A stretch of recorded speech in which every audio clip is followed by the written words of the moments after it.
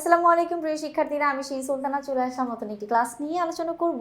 আমি কোনো আগন্তুক নই, এই কবিতাটির একটি সৃজনশীল প্রশ্ন নিয়ে, যেই সৃজনশীল প্রশ্নটি ঢাকা বোর্ড 2020 সালে এসেছে।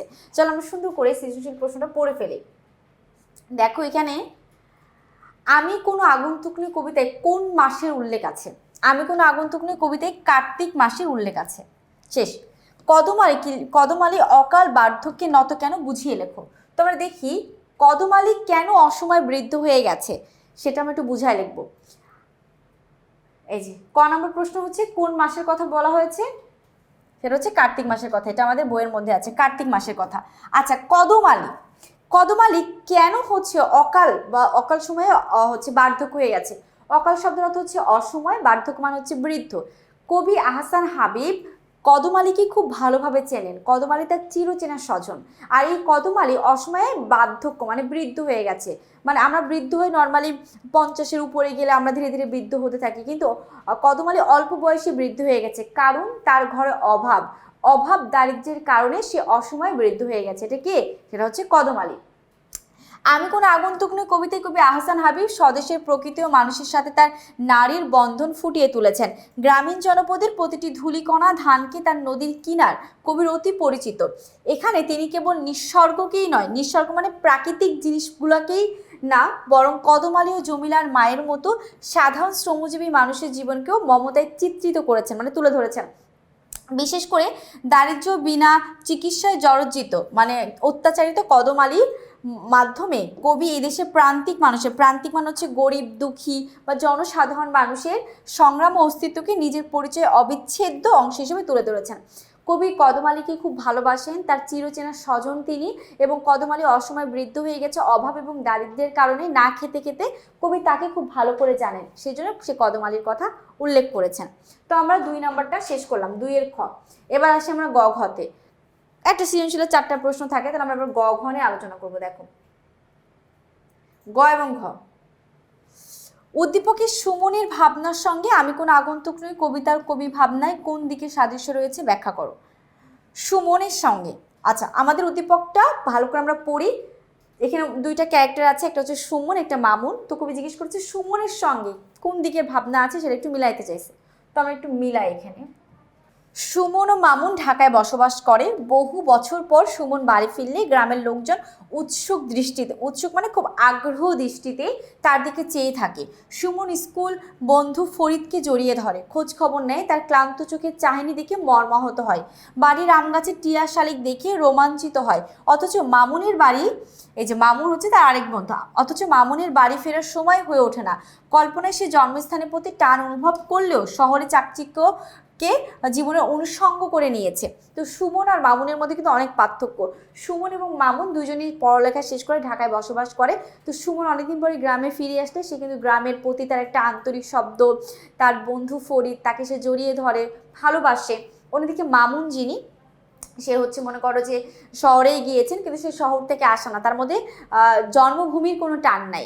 আমাদের গ নম্বর প্রশ্ন করেছে যে উদ্দীপকের সুমনের সঙ্গে কবি আহসান হাবিবের বা কবিতার সাদৃশ্য কি? সাদৃশ্য হচ্ছে দেশপ্রেম, মমত্ববোধ, জন্মভূমির প্রতি টান বা গভীর যে স্পন্দন, সেটার কথাই প্রকাশ পাইছে। তো যদি এটা আমরা একটু সুন্দর করে বর্ণনা করি বা মিলাই, সেটা আমরা কিভাবে মিলাবো দেখো। গ নাম্বার প্রশ্ন, গ নাম্বারে আছে হচ্ছে এটা।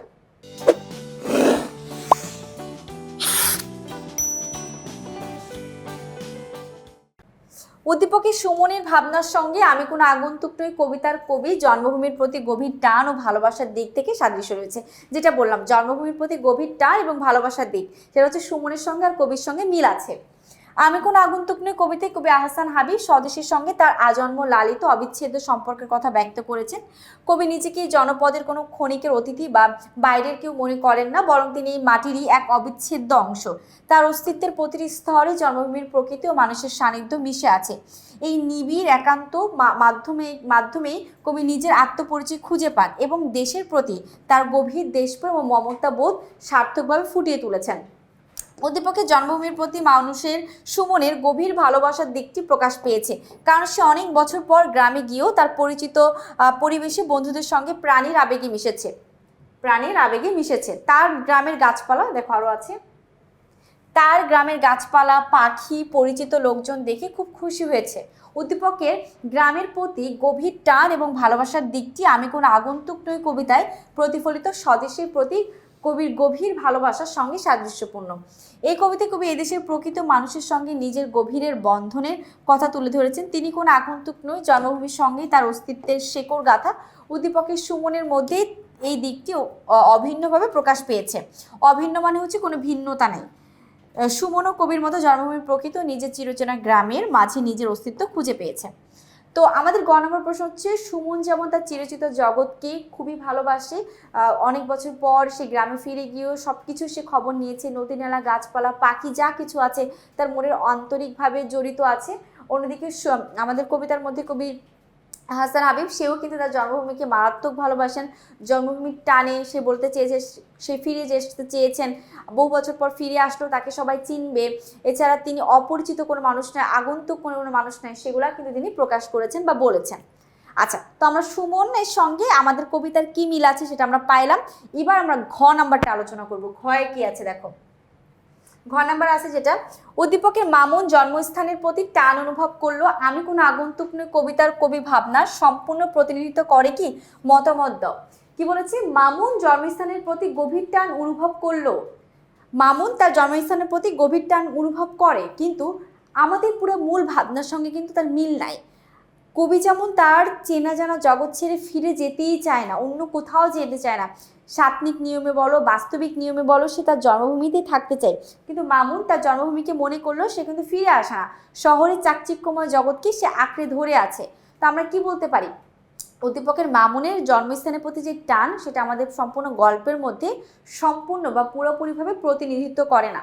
তা আমরা যদি এটা আমরা 4 নম্বরের জন্য এই প্রশ্নটা যদি আমরা লিখি, তাহলে আমরা এটা কীভাবে লিখবো সেটা একটু তোমাদের সাথে আলোচনা করে নিই। না, উদ্দীপকের মামুন জন্মস্থানের প্রতি টান অনুভব করলেও আমি কোনো আগন্তুক নই কবিতার কবি ভাবনার সম্পূর্ণ প্রতিনিধিত্ব করে না। আমি কোনো আগন্তুক নই কবিতায় কবি আহসান হাবিবের হৃদয়ে প্রথিত গভীর সজাত্যবোধ ও অকৃত্রিম দেশপ্রেম সার্থকভাবে ফুটে উঠেছে। নিজেকেই জনগণের বা জনপদের কোনো আগন্তুক নয়, বরং চিরচেনা এক সন্তান হিসেবে প্রতিষ্ঠিত করতে তিনি বাংলার প্রকৃতিকে সাক্ষী হিসেবে দাঁড় করিয়েছেন। কবির কাছে এদেশের মাটি ও মানুষের সান্নিধ্য তার অস্তিত্বের অবিচ্ছেদ্য অংশ, যেখানে কখনো নড়বড় করা যায় না বা ছাড়া যায় না। প্রকৃত মানুষের সাথে এই নিবিড় একান্ত মাধ্যমে কবি নিজের আত্মপরিচয় এবং স্বদেশের প্রতি তার আজন্ম লালিত মমত্ববোধের কথা ব্যক্ত করে তুলেছেন। তারপর দেখো, উদ্দীপকের মামুন জন্মস্থানের প্রতি যতটা না অনুরাগী, তার চেয়ে বহুগুণে সে শহরমুখী।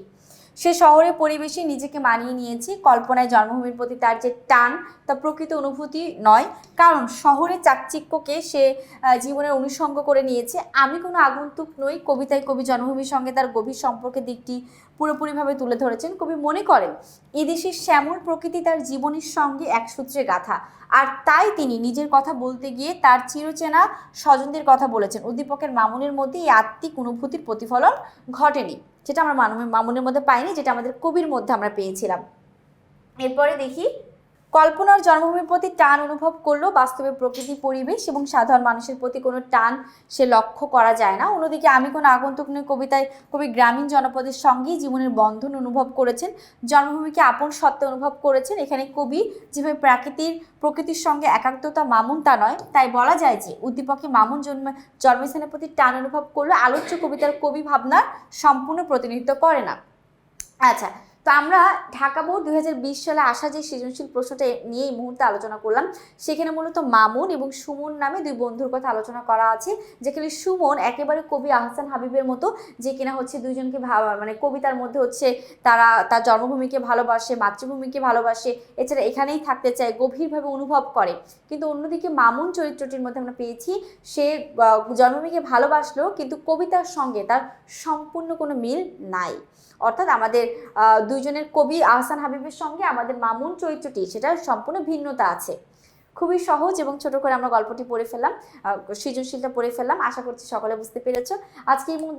আজকে পর্যন্তই। পরবর্তী ক্লাস নিয়ে খুব দ্রুত হাজির হব। সে পর্যন্ত ভালো থেকো, সুস্থ থেকো। আল্লাহ হাফিজ। আসসালামু আলাইকুম।